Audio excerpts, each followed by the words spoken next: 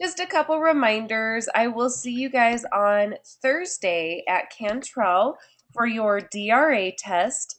And then I believe all of you are going to be staying for your MAP test as well. The only way that you would not be staying for your MAP test is if you didn't take it with us in the fall. But I think all of you did. So I will see you guys on Thursday, and it's going to be just a great, fantastic long day of Is testing. this one the one that we had CSAPs at? Cantrell, no. No, Cantrell is the main building. That we did the map testing in? Nope, that was a different building as well. Your mom, I'm sure, knows where Cantrell is. It's 312 Cantrell Street. I'm sure she knows. Is it the building we first went to Yeah, the very, to very take those first. tests? Yeah, it's like, well, you guys have been all over the place. Your parents will know where Cantrell is. Don't worry. Was it the one where we got our computers? Yes. Okay. All right, guys. So let's go ahead and look at what we did last week, and we are going to share some of our folk tales, and then we will look at assignment two, which will be due a week from today. All right, so I'm going to go ahead and I'm going to mute everybody for just a second so there's no background noise. Last week, we went over all of these different types of folklore stories, and that includes folk tales, myths and legends, fairy tales, fables, and tall tales.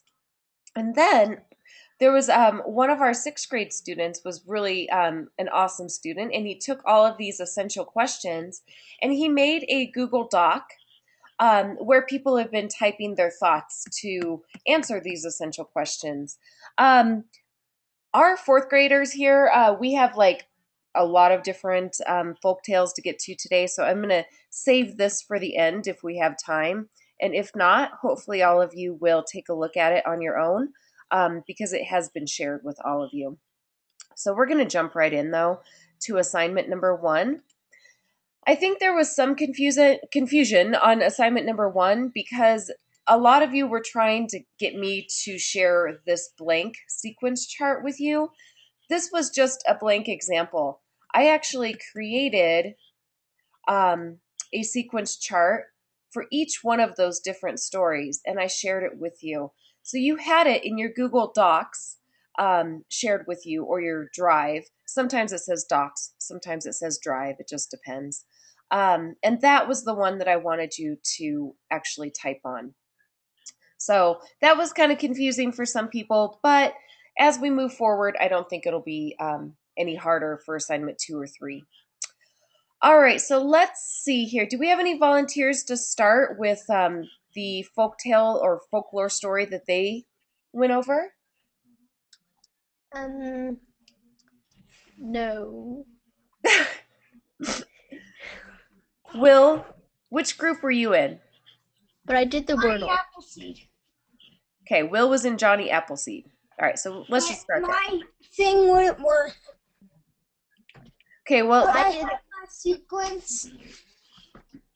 Okay, great. Well, you were in a group. Oh, your Wordle wouldn't work. Okay. You know, I've actually found a lot of people have had a hard time with Wordle because they needed to do a Java update. Yeah. It said something about an insert wasn't working or whatever, so they needed to do that software update before Wordle would work. But once they did, then they were able to get it to work. So as you go into next week, just know that a software update's pretty easy. If you just click up to this apple, go to Yeah, I did, but it just had an error in the download. Oh, well, that sounds interesting too. um, so usually if Wordle is not working, it's something with your Java. So you'll need to update, get the latest version of Java. Okay. All right. Will, why don't you go ahead and tell us, or go ahead and read for us what happened first in the story? So Johnny Appleseed was a hermit in his Ohio territory, Mm-hmm. and most Indians respected him because the Indians liked his courage and liked his his courage, but he walked around barefoot most of the time with the sack filled with apple seeds. Good. And then what happened? Um, when the war began of 1812, the British attacked the Ohio Territory, but Johnny Appleseed was not harmed because they liked him, and he acted like the Paul Revere of Ohio Territory. Right. And so what did he do to keep those people out of danger? He warned them that the British were coming. That's right. So it looks like he ran 26 miles to warn the settlers, and he blew an old powder horn to warn them that the British were going to attack. Very good. And then last,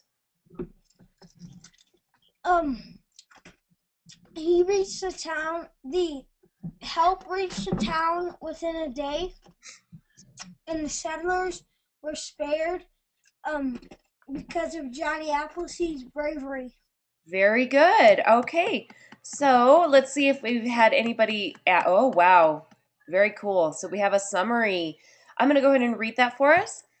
Johnny Appleseed was a hermit hillbilly who carried a sack of apple seeds on his back. When war began, the Indians allied with the British and attacked probably the Ohio Territory. Johnny Appleseed walked 26 miles through the forest to Mount Vernon to save the settlers. On his way, he warned the settlers of danger by blowing an old powder horn. Aid reached daily, and the settlers were spared, thanks to the bravery of Johnny Appleseed. So, what did you guys learn from listening to this story, or if you were in the group, at least reading this story? What did you learn? Your microphones are on. I learned that Johnny Appleseed was a brave man. Yeah, very good, Vero, because a lot of times we think of the story of Johnny Appleseed and how he's responsible for all of those tree farms, apple tree farms up in the like Michigan area. Um, but it looks like he did more than just plant trees and plant apple trees. He actually was responsible for saving a lot of people. So, And um yeah, never mind. no, that's good. I think that was, sometimes these like Oh, tall tales don't necessarily have a moral or some kind of lesson to learn, but you did learn maybe a little bit more about the person and what he was famous for. So, and he protected his country. yes, he did. Yes, he did. He protected, especially in the area of Ohio. So, very good, Will. That was great. All right, we're going to jump into another group. Hey. Vero, which group were you in? Paul Bunyan. Okay. Oopsie. Let's go to Paul Bunyan.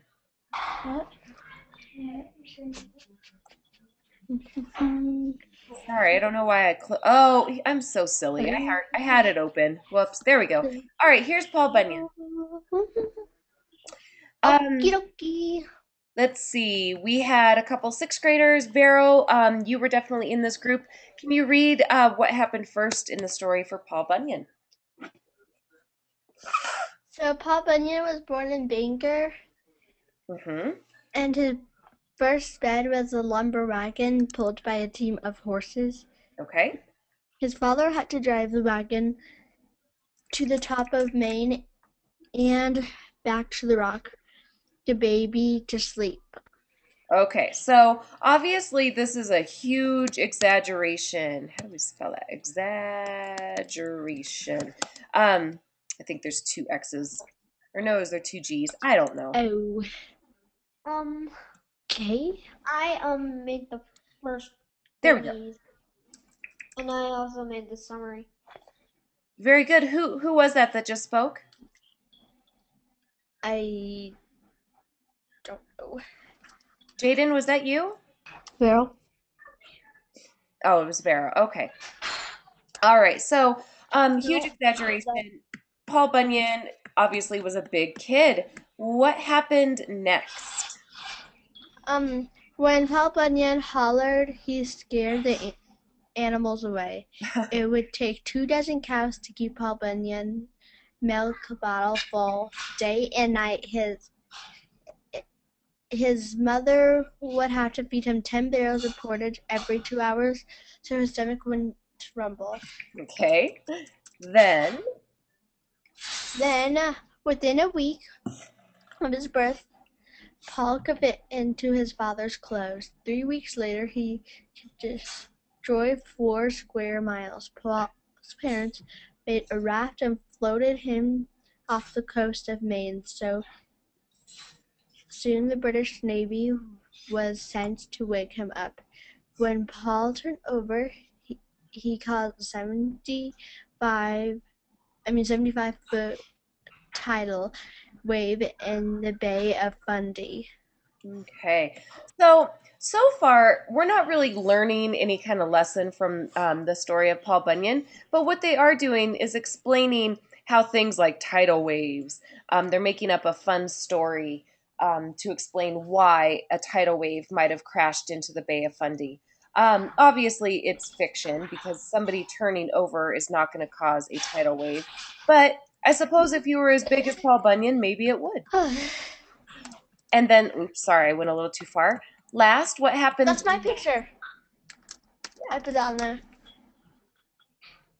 Good. the farmer. Yeah, Vero, tell us what happened last. The sailors fired every cannon they had for 7 hours before Paul woke up from his nap. Paul sank 4 warships and scrambled to scoop the soldiers out of the water so they didn't drown. Paul's parents decided that East just too plumb small for him, so his family moved to Minnesota. Okay, so they're saying that he didn't have enough room in the east or whatever, so they had to move to a bigger place in Minnesota.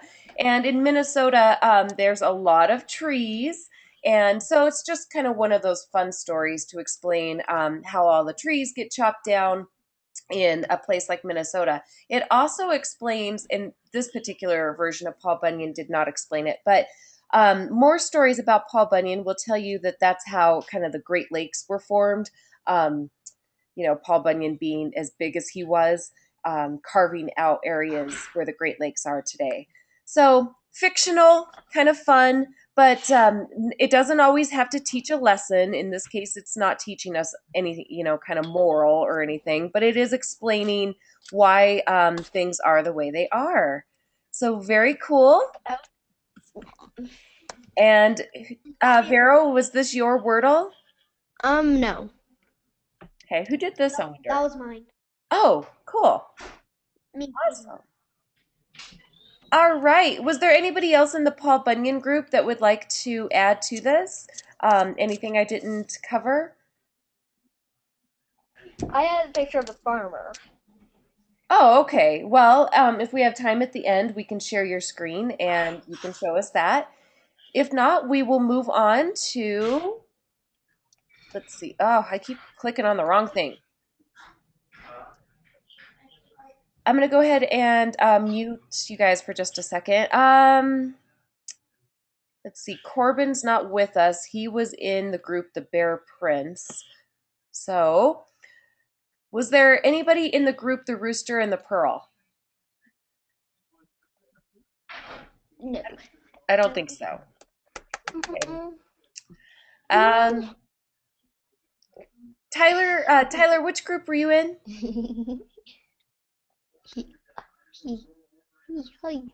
Paul Bunyan. I was in Paul Bunyan. You were Paul Bunyan. That's right. Jaden, which group were you in, Jaden? Jane was in Paul Bunyan too. Okay. Yeah, we all kind of had Paul Bunyan there. Okay, so that's where a lot of our fourth graders were, and that's cool. Let's look at our time, 10:45. We're doing good on time. Let's 30 minutes. let's look at the Rooster and the Pearl.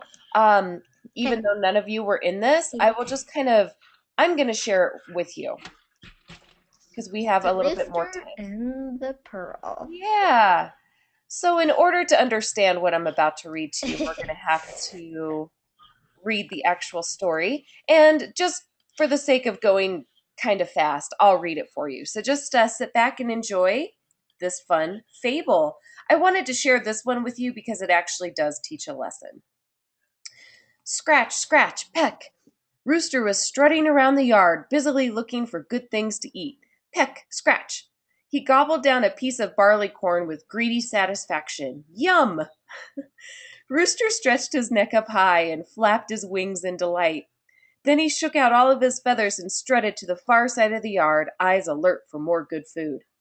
Several hens were scratching industriously around the fence post, but he ignored them. He was searching for any spare barley corn that might have been overlooked by the other chickens at feeding time. Rooster saw something glimmering underneath the dusty straw beside the barn. Oh ho, what was that? Scratch, scratch, scratch. Rooster worked industriously, trying to root out the object, which glowed in the morning sun. A moment later, he dug out a very large pink pearl. Rooster stared at the pearl, looking at it first through his right eye and then through his left. What sort of strange seed was this? He pecked it a couple times.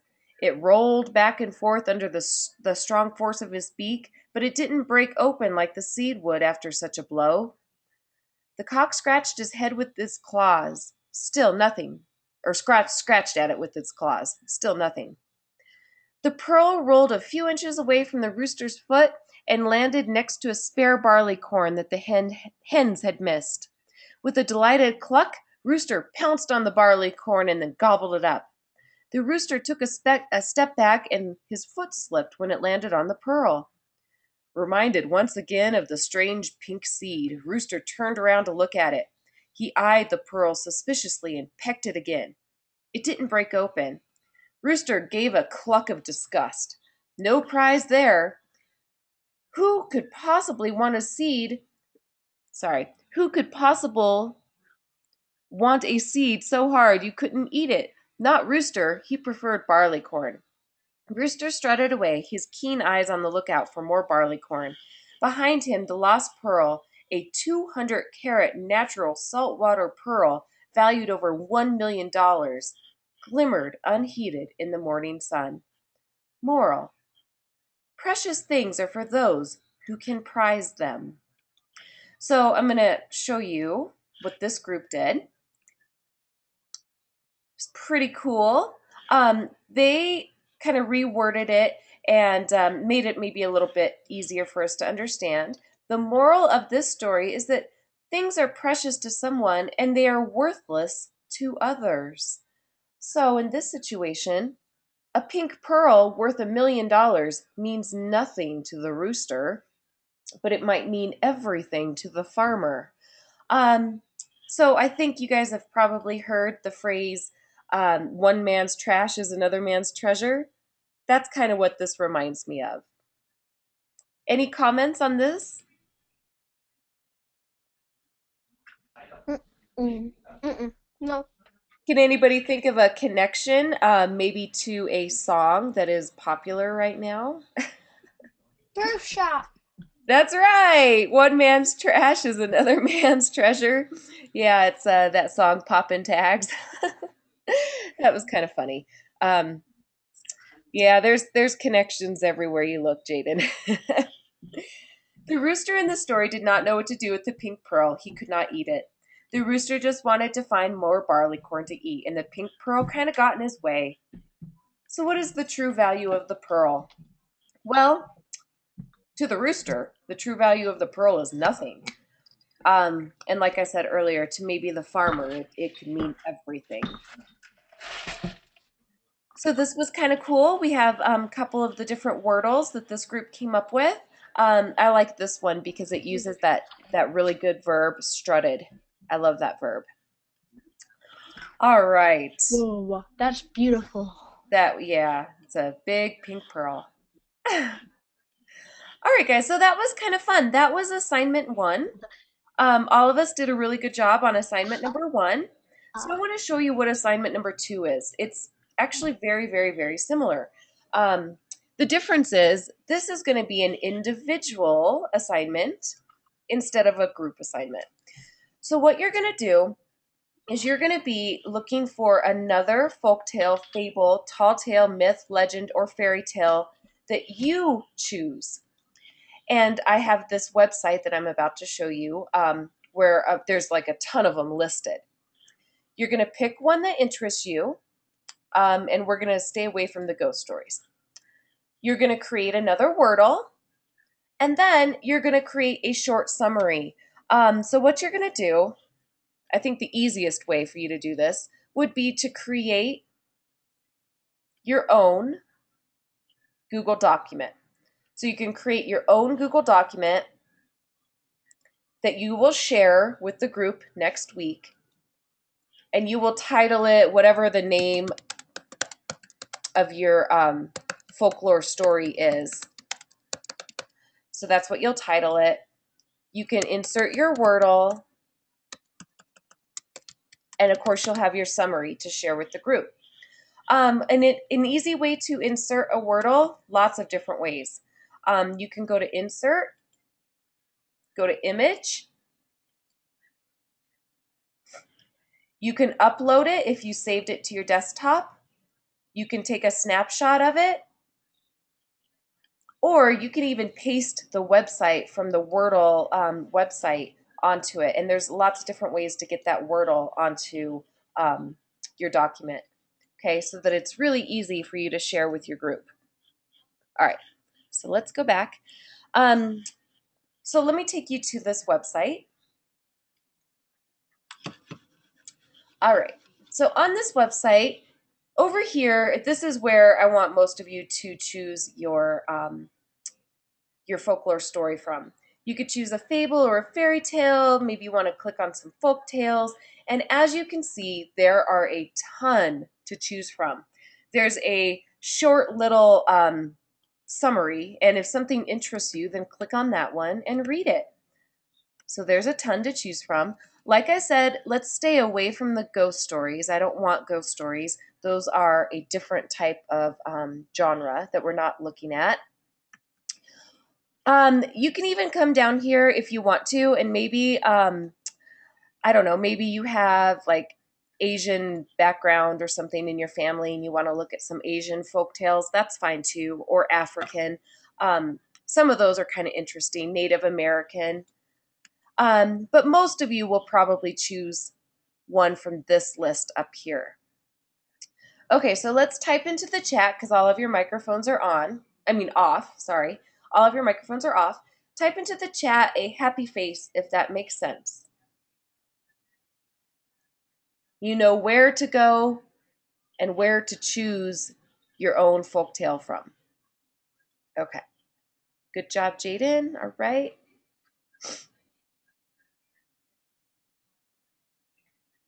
Okay, good. You could spend probably all day actually reading all of these, but I just want you to, choose one that makes sense for you. It could be a fable or a fairy tale. Here's the thing, though. You need to make sure you know what type it was. Did you choose a fable? Did you choose a fairy tale? Did you choose a folk tale? Did you choose a myth or a legend? Did you choose a tall tale? Okay. If you need to review the different types, on that very first page of our site are the different types that we went over last week. So maybe one of them spoke to you more, and that's where you kind of want to go. I will just remind you that we will present these next Monday during our virtual classroom. We do not have a virtual classroom this Thursday because we will be at Cantrell doing our testing. So are there any questions before I let you go a little bit early today so that you can start looking at this fun website? Are there any questions? No? Okay. If you are good, then you are free to leave.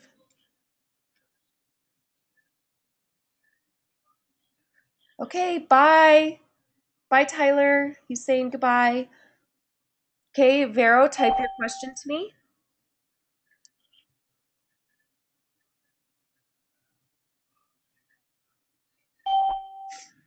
Jaden, if you're good, then I'll see you next time. See you Thursday.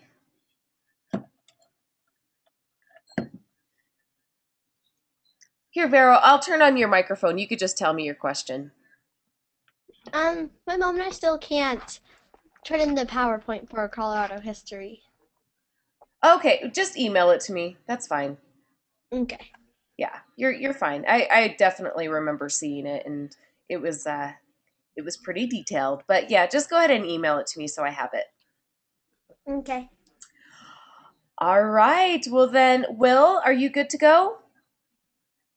I think Will actually stepped out for a second, so he's probably going to come back and we're going to be Yeah. going. Are you good? Bye. Okay, Yeah. bye. Well, I missed one. Bye. Oh wait, Will. Bye, Vero. Will, so did you get what we were doing for assignment number 2? No. Okay. So, oops. I'm going to go back to your site and just show you where we were while you were gone. Give me a second to get back to it. Sorry, I closed it.